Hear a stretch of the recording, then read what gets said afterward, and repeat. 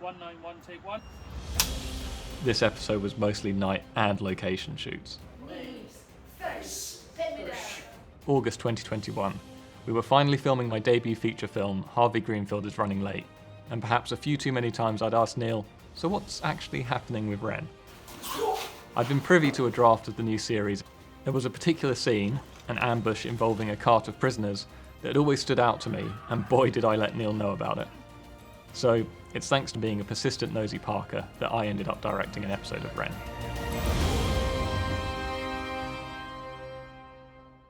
Remember that you can get exclusive merch, short stories, interviews, and so much more by signing up to our Patreon and becoming a marked one.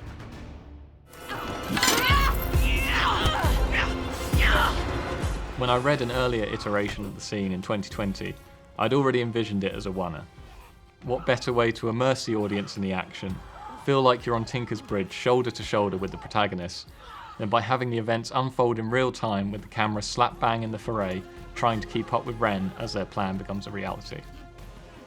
It always felt right, and credit to Neil and the production for not just dismissing the concept from the start, because we were going to be at a remote location, filming at night with a skeleton crew. Why would anyone in their right mind want to compound this and then shoot it all in a oner? I was heavily inspired by the likes of Children of Men, the church scene in Kingsman, and Gareth Evans' 2 Raid films.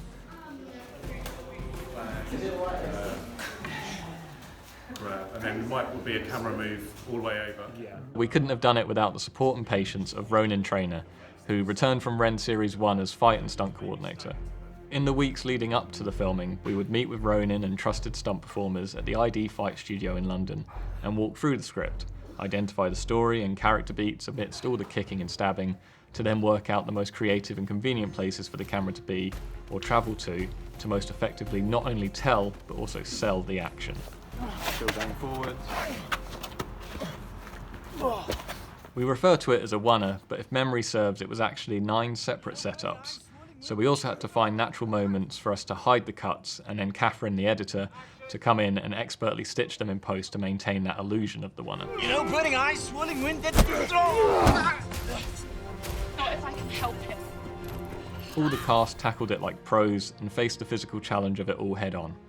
It's one thing to ask cast to roll on crash mats in a studio, but to roll around on concrete at 1 AM and still dust themselves off smiling between takes, they were all real troopers and absolutely smashed it.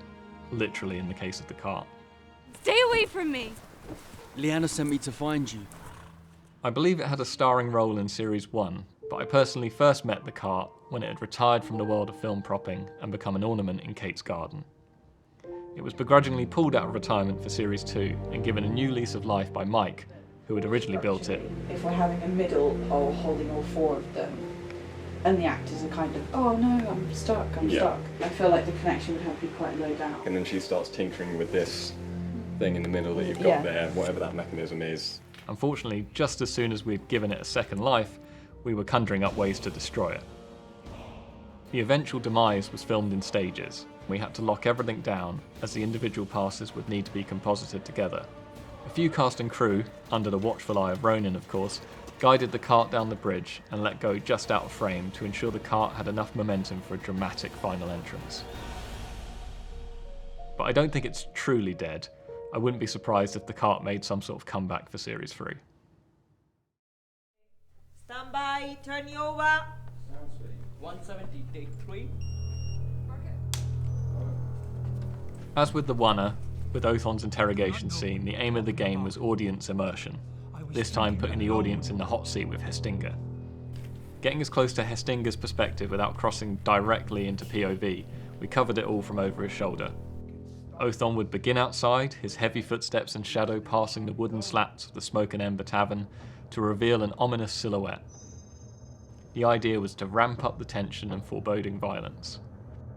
The 2 stylistic touchstones for approaching this interrogation scene were Darth Vader's entrance in A New Hope and Lee Van Cleef's intro in The Good, the Bad and the Ugly.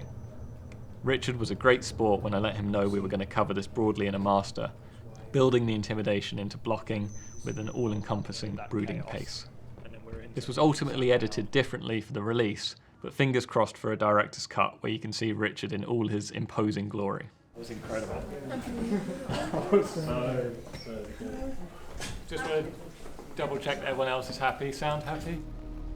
I had to know for sure. The Dying Deer. Another night shoot. If you couldn't already tell, this episode was mostly night and location shoots. But The Dying Deer itself was thanks to Tom O'Hare coming on board the project, who has got lots of experience creating SFX animals. So this is the opportunity for gore. There's more available, but I just need to know how much to expose or how much you want to see. Tom created this fantastic and realistic looking torso. The rest of the deer would be added with CGI. Rose had to stick her arm way up inside this prop torso to simulate the breathing. She's just out of frame, which created the happy accident of Rose's breath blowing into the shot to add to the illusion there was a just about living creature in front of Ren. If anyone saw that scene being shot out of context, it would have looked like a budget cult ritual. Credit to Ori for being able to zone out that absolute madness.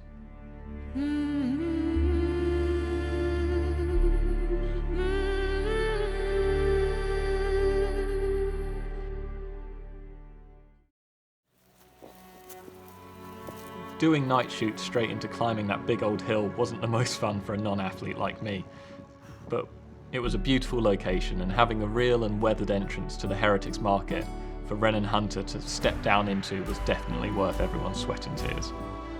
We also won't mention that moment Alex snapped the hero prop in half before its close-up, and Ash was sat there battling the Welsh winds trying to melt it back together with a lighter. It was great fun also scratching that Lord of the Rings itch with the local drone operator Jonathan and getting Ori and Alex to run around with the epic Welsh landscape as their backdrop.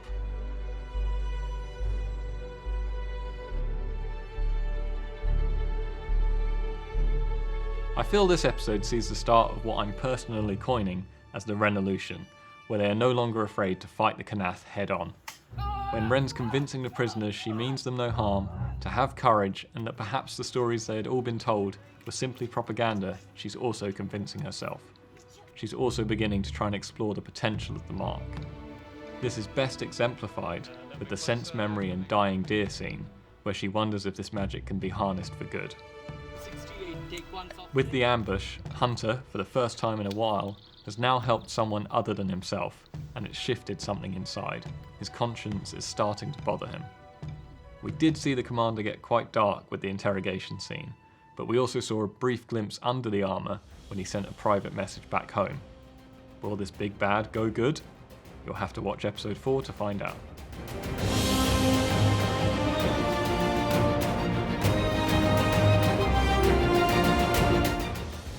Please check out our Patreon link where you can find all of the amazing bonus content, downloads and merch that you can get in return for supporting the channel. And I want to take this opportunity to say a huge thank you to all the fans that crowdfunded this series and made it possible.